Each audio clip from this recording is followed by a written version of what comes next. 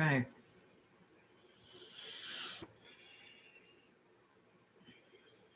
Hello. Hi.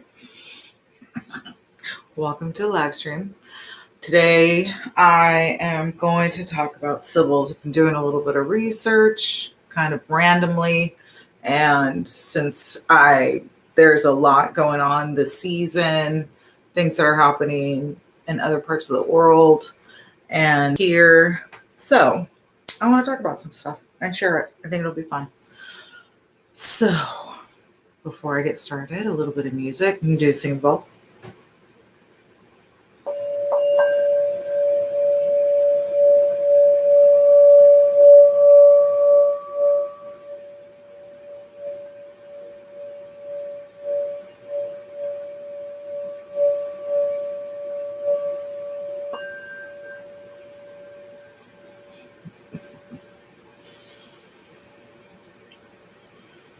Okay. So this morning, something came up in my YouTube feed going into discoveries. And they had, I think it was like 16 or something discoveries that surprised the world. One of them was, for example, and this was lower on the list, a fossilized dinosaur that had all of its like armor still on its body.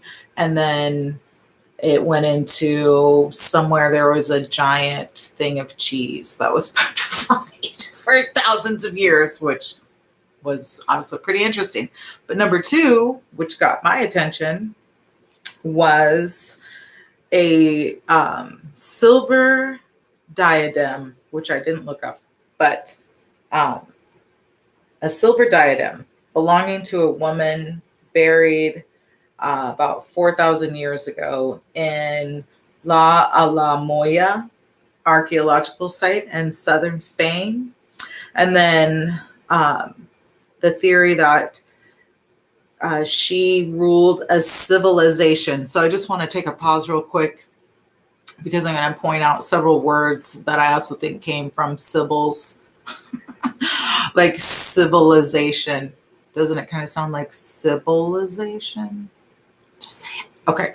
And then, and the word possibly, you have Sibyl in that word as well. Okay. And then La Moya also, and they said in 2014, and I did post it in my community. So you could go to this video and I put the timestamp. It won't go to the timestamp, but you can go there yourself. Northeast Spain related to El Agar, an Iberian peninsula. And they found like 30 items.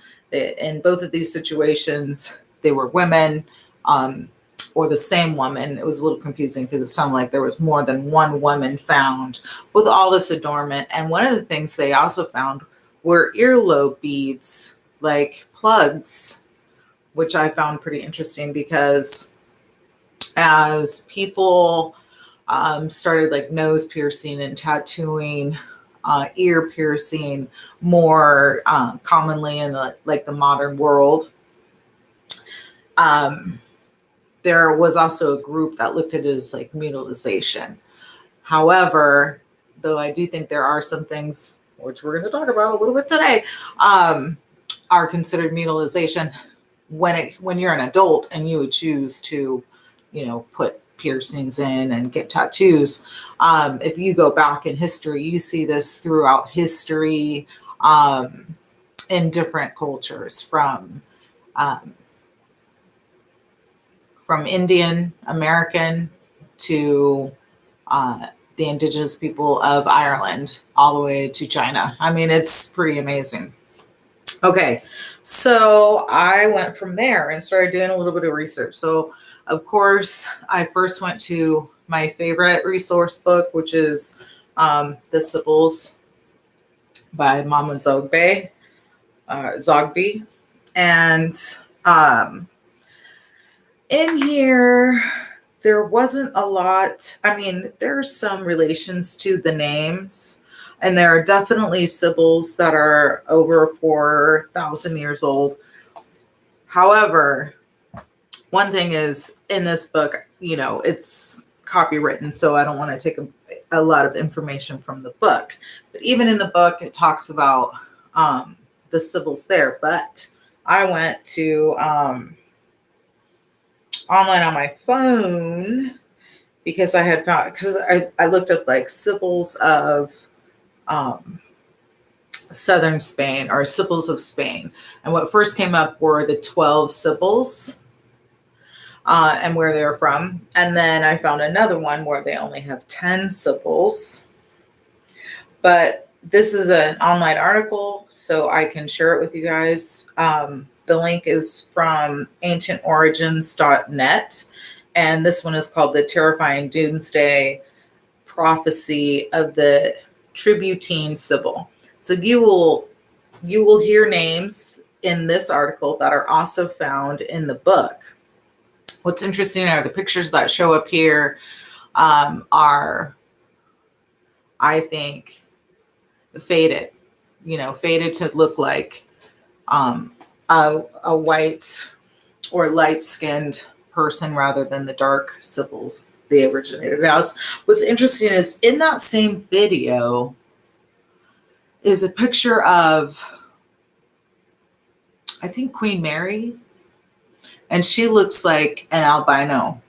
Her hair is real kind of reddish golden, and it looks like it's in a puff form, what we call an afro, but is that the correct name? Because we're not from Africa. Anyhow, I think the Chippewa used to wear their hair like that. Anyhow, and her features, she has wide nose and big lips and very light skin with like seemingly freckles, which you'll see a lot in albino brown people.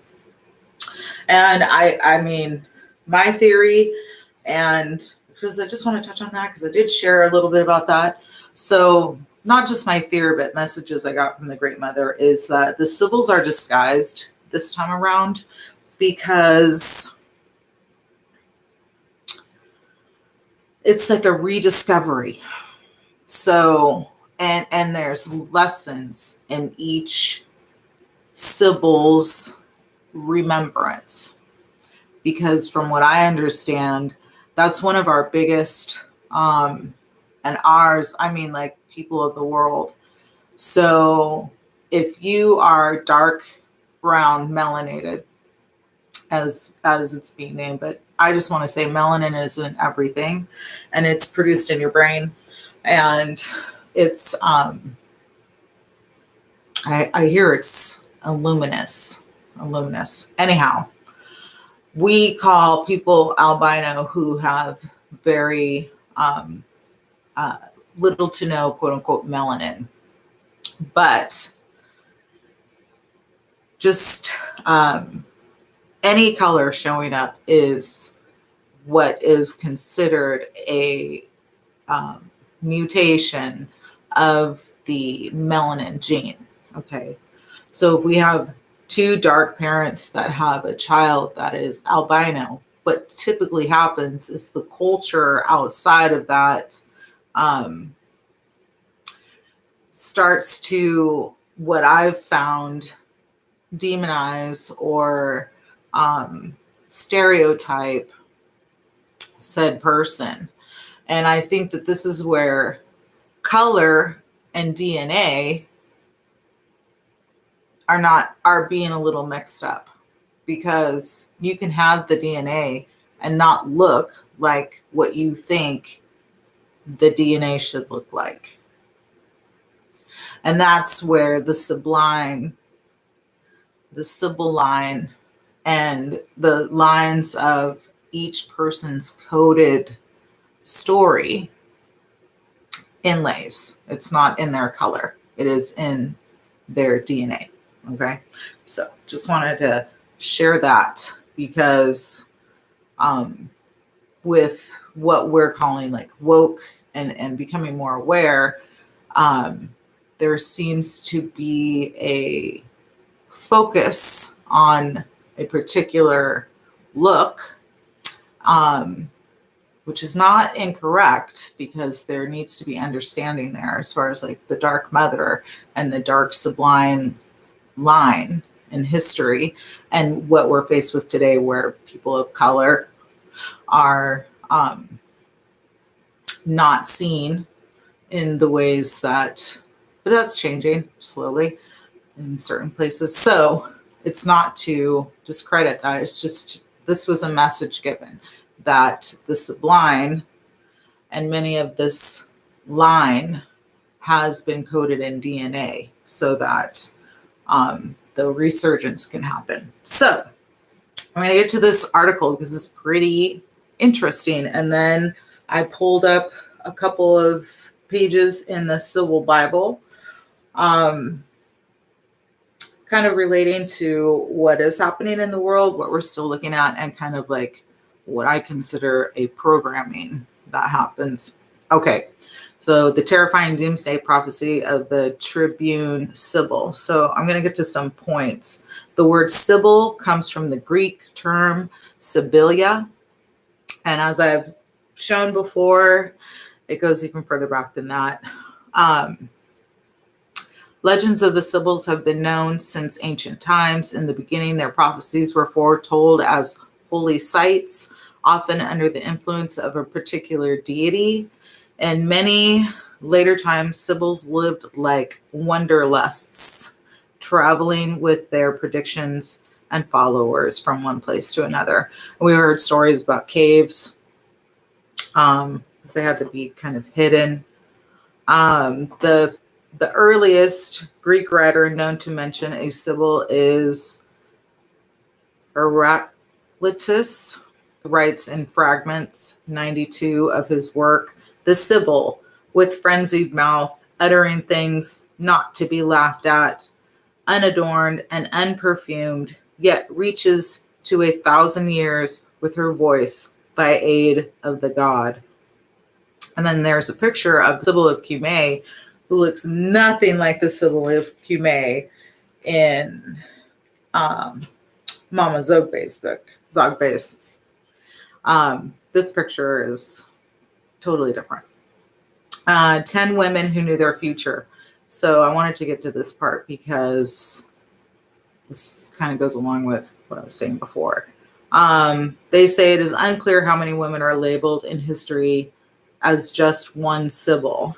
Roman writers usually refer to the Sibyls with names that refer to the location of their shrine. However, both Heraclitus and Plato speak of only one Sibyl, and that's I believe, the Sibyl of Cumae. Over the course of time, the number of Sibyls increased to 10. According to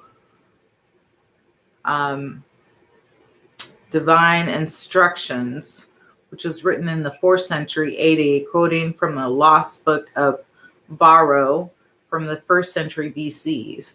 This 10 Sibyls were the Persian, the Libyan, the Hebrew, the Delphic, the Cumaean, the Eritrean, the Samaean, the Hellespontine, the Phrygian, and the Tributtine Sibyl. According to Mama Zogbe, she has 2 more. And there are theories. So like Eritrea is where we get the word epiphany from. Eritrea obviously relates to the country on the other side of the world for its name, Fijian. And it also goes along with phonetics or Phoenician. Okay. And then also in this article, it has the Delphic Sibyl, and this Sibyl is supposed to be near the Vatican. So that's what shows up, right? So Spain isn't Rome, but it's the close. Iberia, that's another thing. Like, we're still learning. Iberia, is that kind of like indigenous peoples of those parts of Europe. All right. 3 of the most famous Sibyls throughout their long career were the Delphic, the Cumaean, and the Eritrean. Nonetheless, not all of them were securely identified. We keep hearing the story. So they were able to prophesize dreams.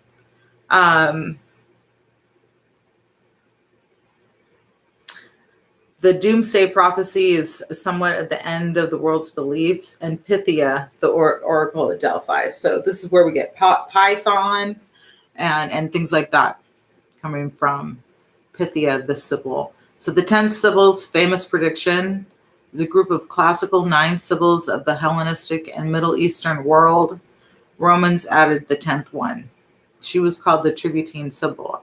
Her seat was the ancient Sabo-Latin town of Tibur, modern Tivoli, although the most famous moments of Tivoli come from the 16th century. Augustus met with the Sibyl. According to the legend, behind the encounter was that Augustus wanted her to answer whether he should be worshipped as a god or not. Later, the story of this meeting became, what is it with that? Later, the story of this meeting became a favored motif of Christian artists. Okay. The Etruscan Sibyl of Tibur, or the Greek Sibyl of Cumae, said, we're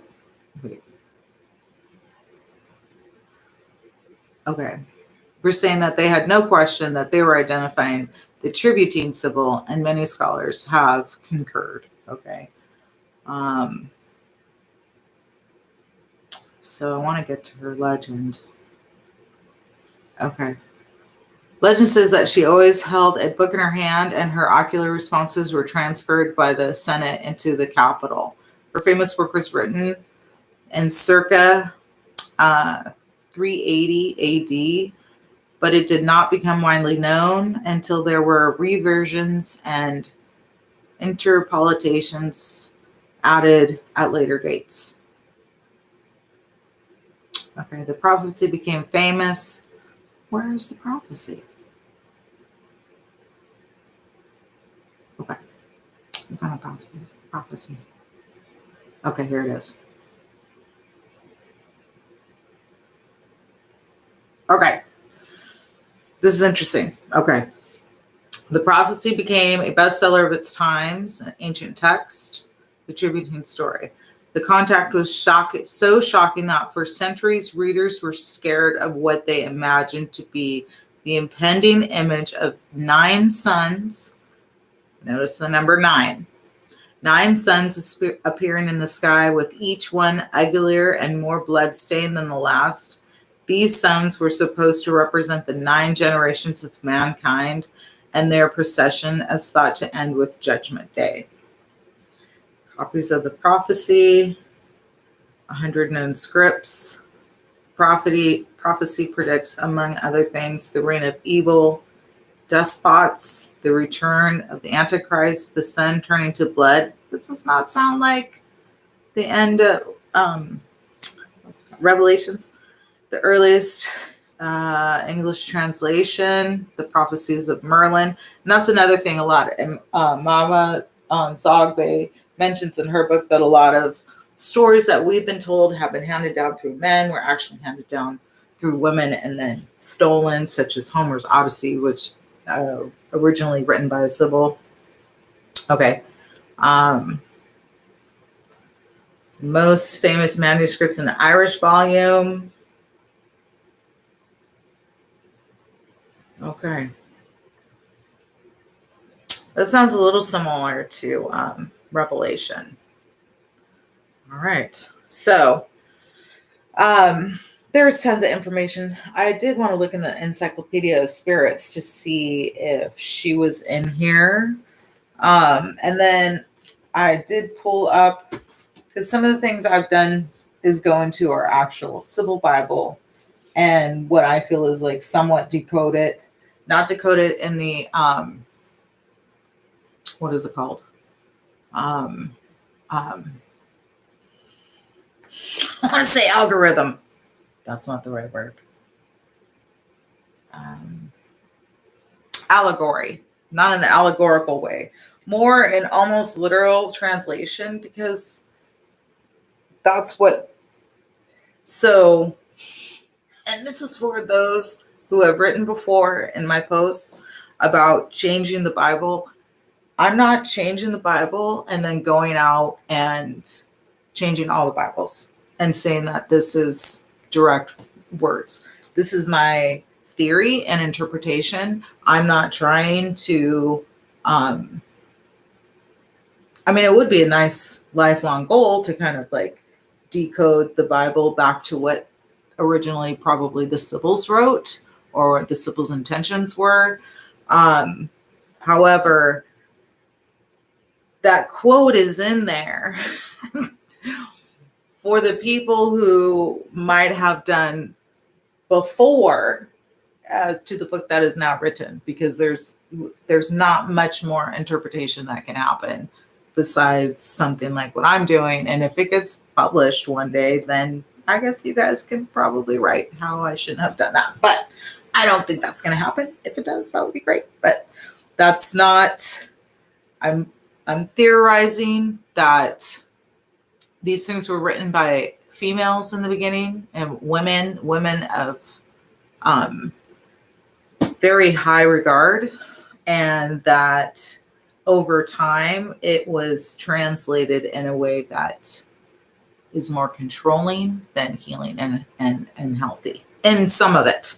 Okay, which I'm going to talk about in a moment. All right, so I wanted to look up, I already know the Sibyl, but we'll see if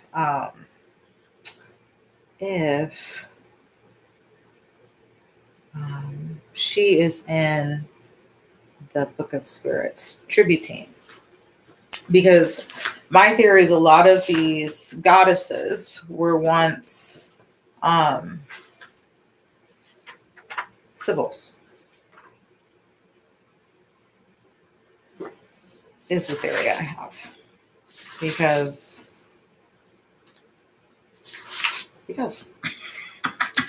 some of these goddesses have very similar aspects to Sibyls, or Sibyls will have very similar aspects to goddesses. No Tributine in here.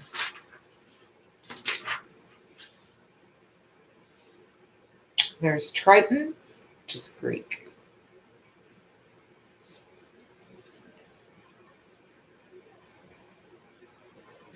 Or Merman. And that's it. All right. Let's see if Cume is in here. I think I might have read this before, but let's see.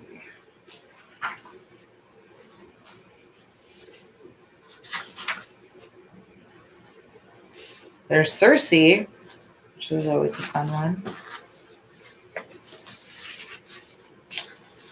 I know when it's live, it's not as, put together when I do something like this. Cindy Spirits. Sibyls in here, which I've already read, or Kybele. Okay. And interesting that they named like each Sibyl, like the Hebrew, the Fijian, the Eritrean. So were they the founders of those languages? Just wondering. Okay, so today in the Bible, the first one I came across, which I just found interesting, was Moses, because I am under the theory now, the tent of meaning, that this part of the world, it's kind of confusing actually, but my theory is that the Americas, this part of the world, is possibly what we've been told in the Bible as being the Middle East, but I think it's actually here in the Americas. And there's been people like Gumero Ahau, who talks about how the so-called African Americans are actually indigenous He has a whole video about exploring the US, and I've done some videos because it's just really interesting. Especially I have a book that talks about where the Bible came from, and then the name Bible supposedly comes from a place that used biblos, which is the name of paper for writing, which was on the coast of Phoenicia. And then we're finding that you could apply that same theory over here. So anyhow, what's interesting about this is Exodus. Exodus 33, 33, and I'm starting out at 17. And the Lord said to Moses, I will do the very thing you have asked because I am pleased with you and I know you by name. And I'm reading this just because I theorize that the great God of ancient times was female, especially when they're talking about it in the Bible, especially the Old Testament. I could be wrong. Okay. Or because this part was originally written in Hebrew, right? This is a translation. Okay. So then Moses says, now show me your glory. And the Lord said, I will cause all of my goodness to pass in front of you, and I will proclaim my name, the Lord, in your presence. I will have mercy on whom I have mercy, and I will have compassion on whom I will have compassion. But he said, you cannot see my face, for no one may see me and live. Then the Lord said, there is a place near me where you may stand on a rock. When my glory passes by, I will put you in a cleft in the rock and cover you with my hand until I have passed by. That kind of like a cave. Okay. Then I will remove my hand and you will see my back, but not my face. My face must not be seen. So here, the reason why I mentioned this part is I feel like Moses was, anyways, according to the books, Moses was a woman. And I think the Lord is actually a woman in this part. But it's a human, right? It's a human. No one can see my face and live. I just find that interesting. Okay. And then, so this video is titled Sibyls and More because I theorize that in this realm, the Great Mother is that feminine energy. What we call God is a feminine energy. And a couple years back, I think we were being prepared for, and I might have done a video on this. I feel like I did. We were being prepared for now, which is the huge attack. And I feel like it's a last ditch effort attack on the divine feminine and the design of hope and the design of being able to contribute and help in a situation where we can blatantly see that it is horrific and wrong. Yet those in power are not doing anything about it.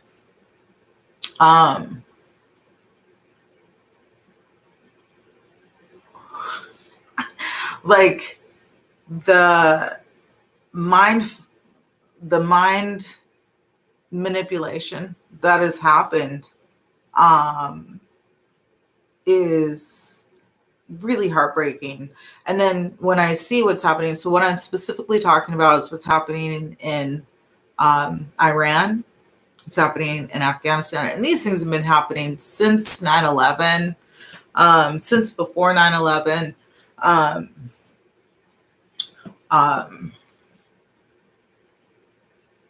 And most of these crimes are perpetuated on women and young women, even children. And then it's passed on to those who want to, men who want to stand up and speak out against what's happening. they're also being, and some of them are children, are also being horribly treated. And we saw a little bit with the Olympics or with the games, a tiny bit, because even our media isn't really showing most people don't even know what's going on. Most people don't know what's happening in China.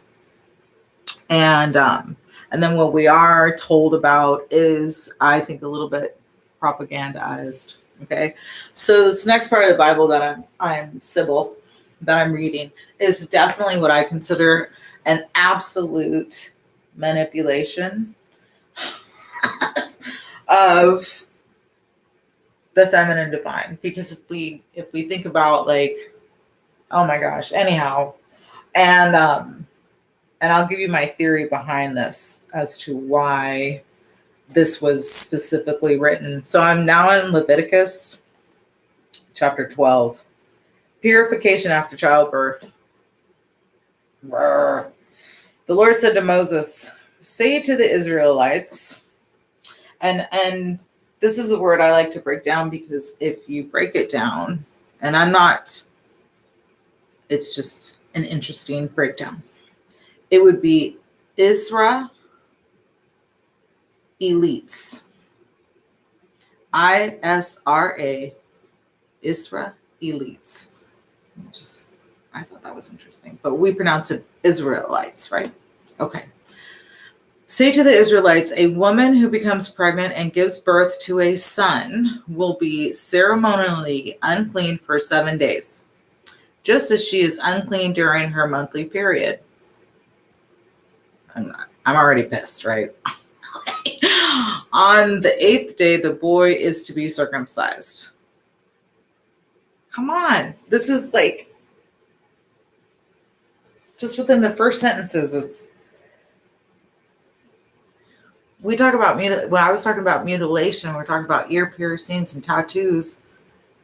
We still live in a culture where this type of mutilation is absolutely acceptable, and it's considered a tribute to God. And I find this questioning. It makes me question, like, okay, because what is this doing to the mother? And what is it doing to the child? Immediately. Okay. And what is it perpetuated? It is perpetuated into today. What is happening? Especially in Iran, and to these young women and these women. Okay. Then the woman must wait 33 days, interesting number, to be purified from her bleeding. She must not touch anything sacred or go to the sanctuary until the days of her purification are over. If she gives birth to a daughter, for 2 weeks the woman will be unclean, as during her period, when she must wait 66 days, notice these numbers, to be purified from her bleeding. When the days of her purification for a son or daughter are over, she is to bring to the priest at the entrance of the tent of meeting a year-old lamb for a burnt offering.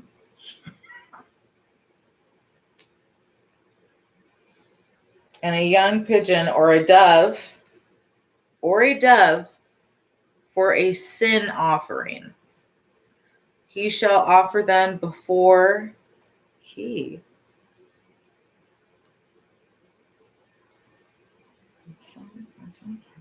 is to bring.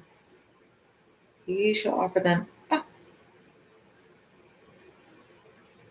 Oh, he, her husband? Okay, I guess so, because it says, he shall offer them before the Lord to make atonement for her. And then she will be ceremonially clean from her flow of blood. These are the regulations for the woman who gives birth to a boy or a girl. If she cannot afford a lamb, she is to bring 2 doves or 2 pigeons, one for burnt offering and the other for a sin offering. In this way, the priest will make atonement for her and she will be clean. Okay, so there's so much in this. First off, it is a male energy. And also, if she is to give birth, what? Like, who else is going to give birth? Can you? This is so mind effing. This is very mind not good. Okay? Because everyone agrees with it. Even to the point to where unclean, like her monthly period, when it is actually like, okay, yes, you are releasing stuff out of your body, but that birth and the child is as clean as we can be in this world. Like, there is not a cleaner beginning than birth. And the whole entire thing, the carrying the child, the nurturing, the then, nursing. Somehow this, yes, the period is releasing toxins from the body and letting go of certain things that don't need to be in the body. What we call afterbirth has things that don't need to be in the body, but are very beneficial for the baby. And also the genetics of the family. There is no mention of the umbilical cord, but I would assume there is no mention of the umbilical cord.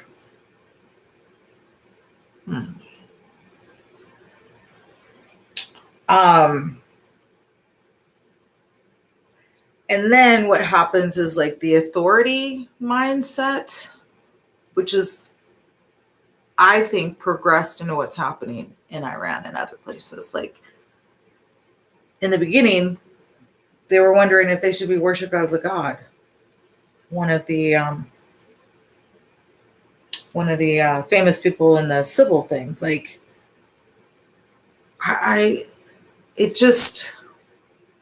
it saddens me ultimately that this is what's happened to the divine feminine.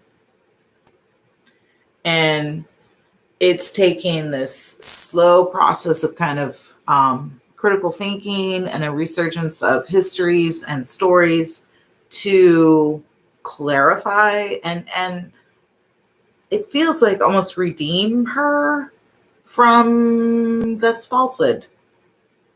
And then this has become a like a normalized trauma, I think. And I think so much so that it's perpetuating what's happening in the world. And that's what brings me to, I do believe that we can learn about this stuff and it helps because it does shift an energy that was in place that can now be dismantled. And I just, when it comes to what's happening in the world, like we're having that, we have girls, the indigenous culture disappearing and horrible things happening there that it's never talked about on our news. So, and I feel like the same kind of responsible thing, like we have technology that can trace people who are sick. We have technology that can trace our phones, but we can't find these people. Like, I don't believe that. I feel like it is a energetic battle against the truth, which is where we come from. And I think that's specifically the Americas and the indigenous women. I think the reason, my theory is it is a purposeful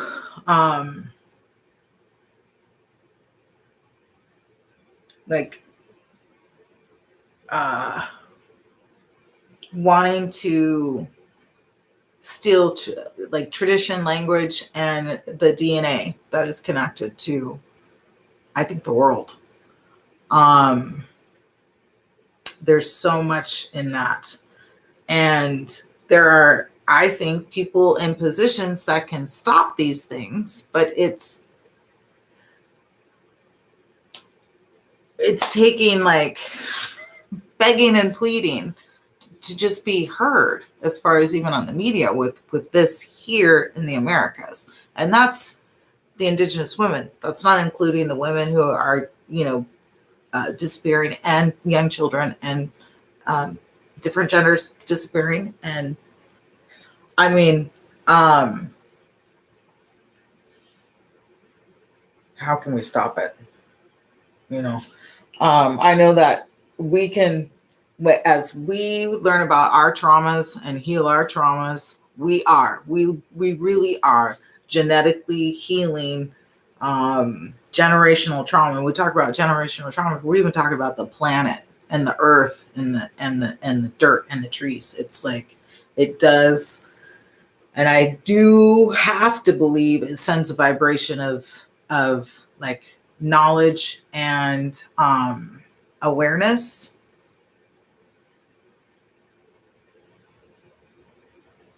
Because if we can heal our subconscious traumas,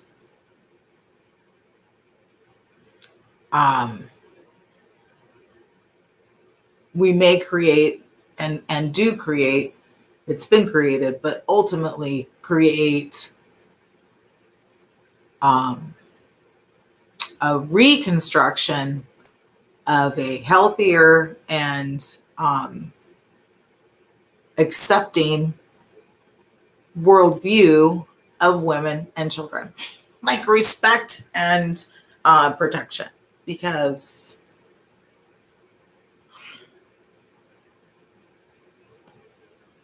so, and I do, my personal opinion is that God is love, and God does not want us to feel unclean or unholy, unsacred. There's definitely, I think, ways to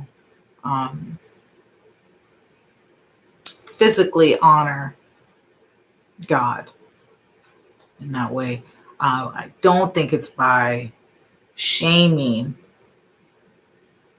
and by demeaning, especially something so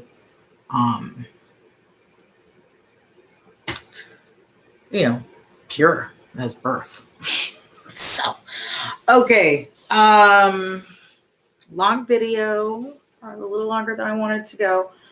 And so I do link it to the powerful Sibyls and women. And I mean, even in the book and books, they prophesize many things and healed many, many, many things. So, and have been demonized, and as I've been doing a little bit more Hebrew research, I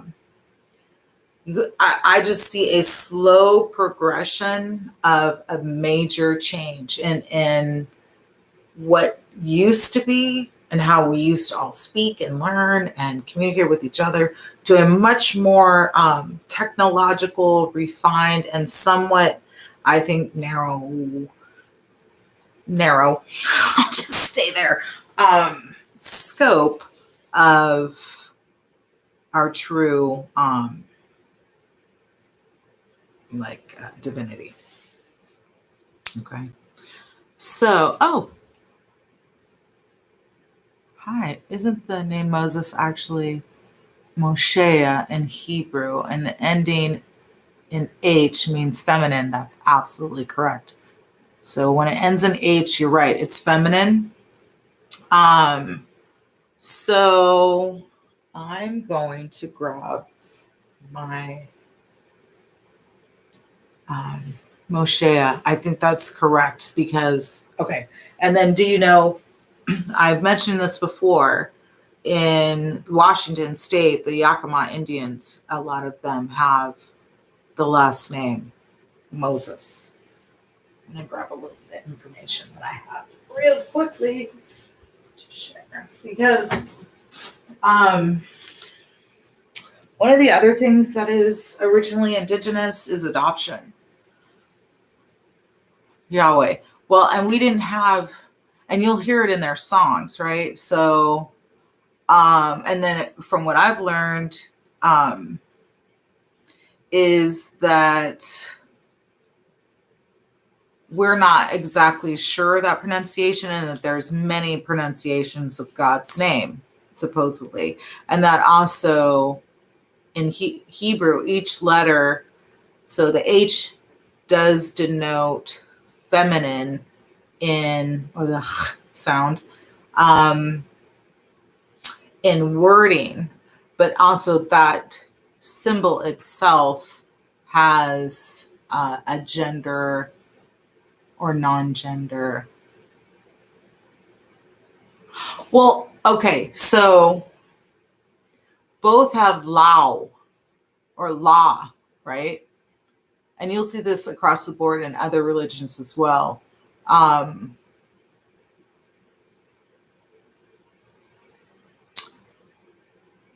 Sure. And we'll see that same word without the Y, right? Like Iwe. And then the W, well, the W is also a V in like English and German, but in Hebrew, it's a B. So it could even be like Ibe or Iba, like the African pantheon names. But what they're finding is a lot of indigenous have the Hebrew traditions and names. So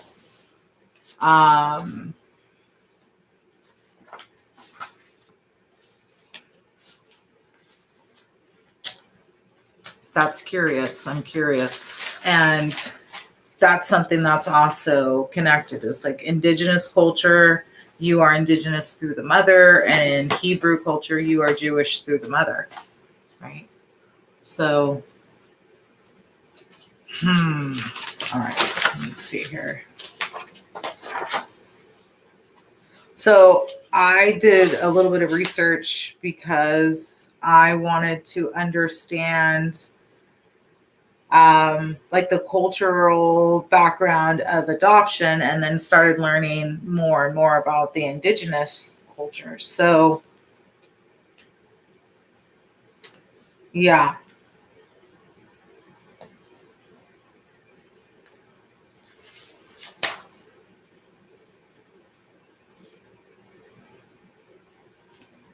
And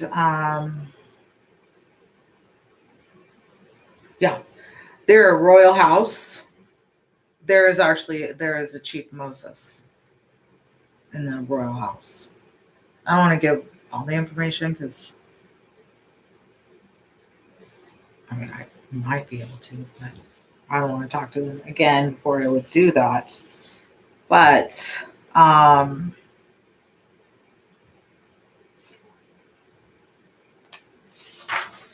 this is where I was searching for my own family, and this was my first learning of the last name Moses for American Indians.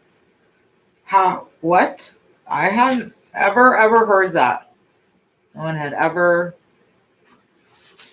never heard that. And if you've ever been to that part of the United States, it's very beautiful. And it's similar to like what the Grand Canyon looks like in certain areas.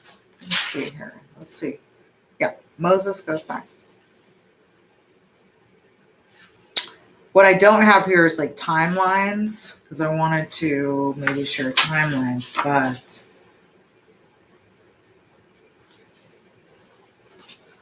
And there's names like Joseph, Ida.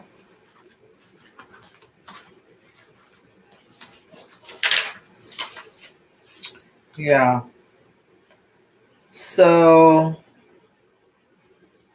oh, the 60s. This is his specific background. And this was even, so during the 60s, there was still a time when people were separated from their families and re-educated. Like, I think we feel like this went back a way long time ago. It didn't. But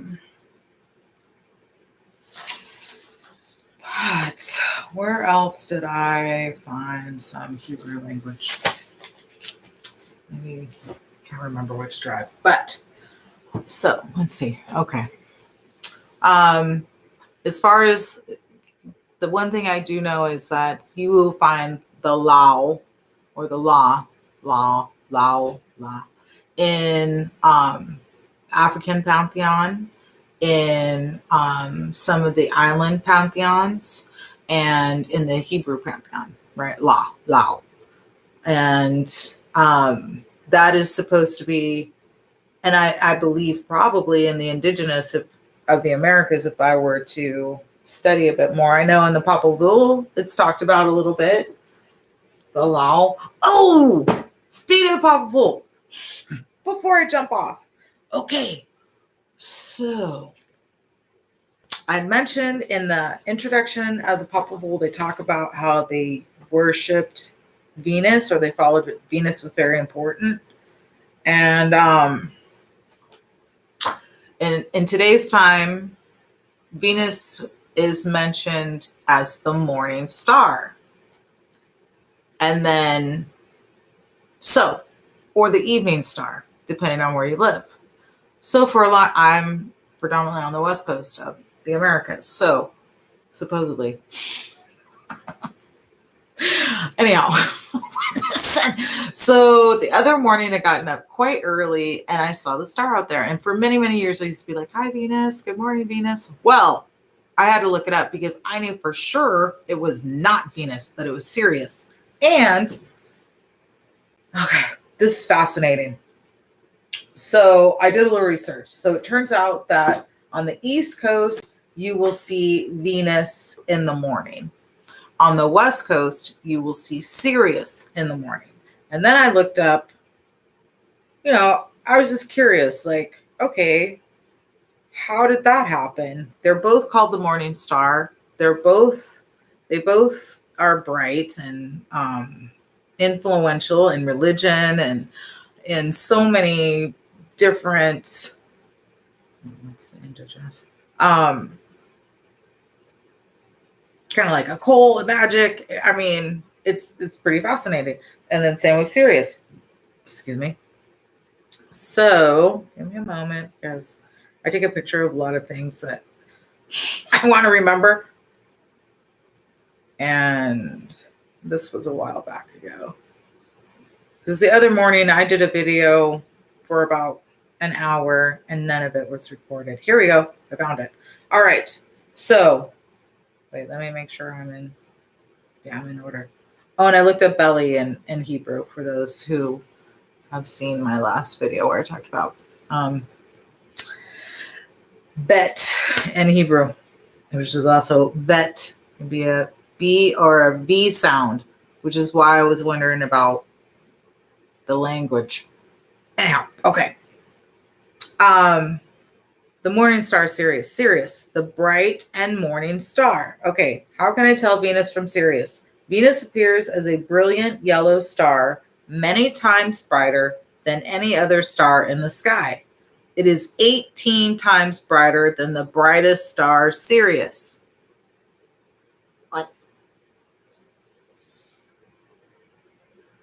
What?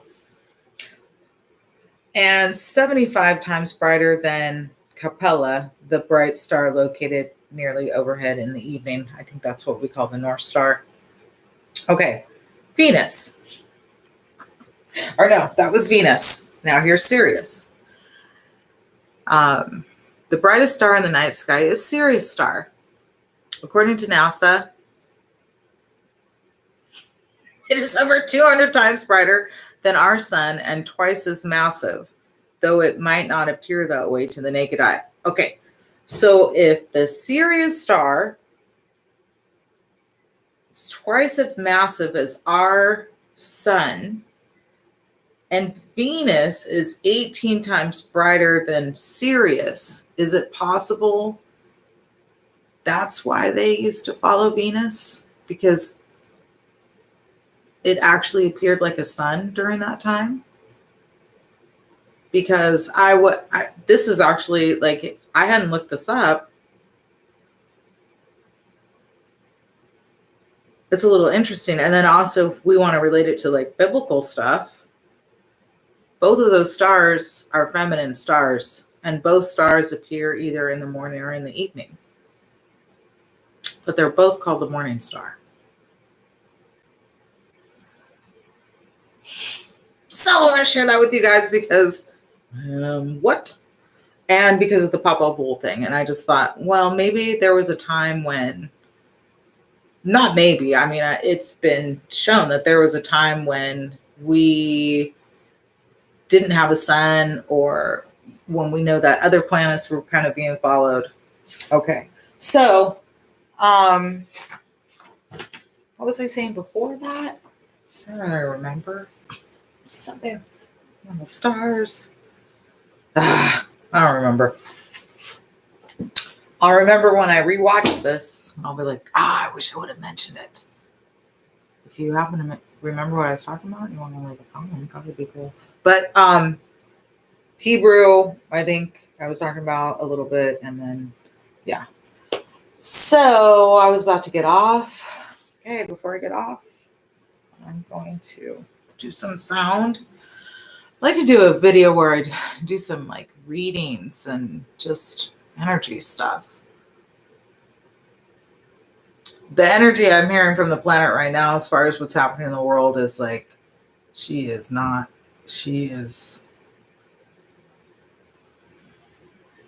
feel like the planet is going to retaliate. It's like, what are you doing? Anyhow, okay. Some sound before I go. Oh yeah, I was just trying to see if there are any messages she wanted me to share before I jumped off. The biggest message right now is like, try not to believe the propaganda, but also check out, I don't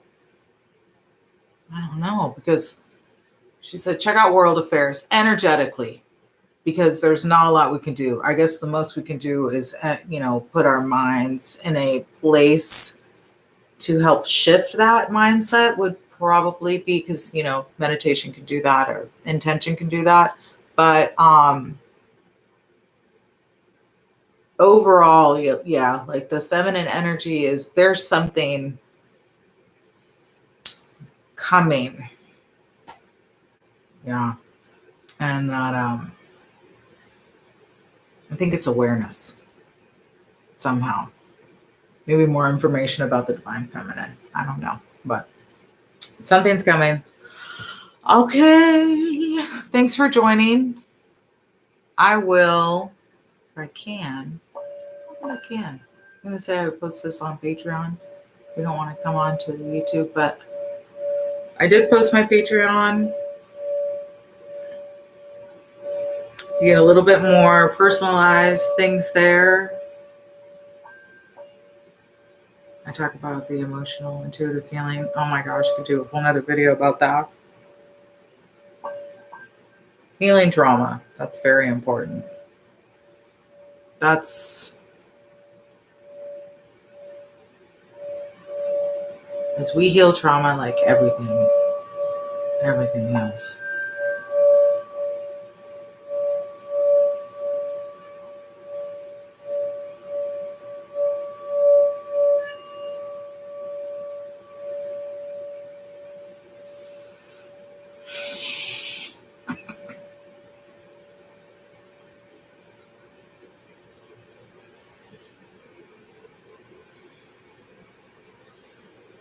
All right, until next time, take care of yourselves.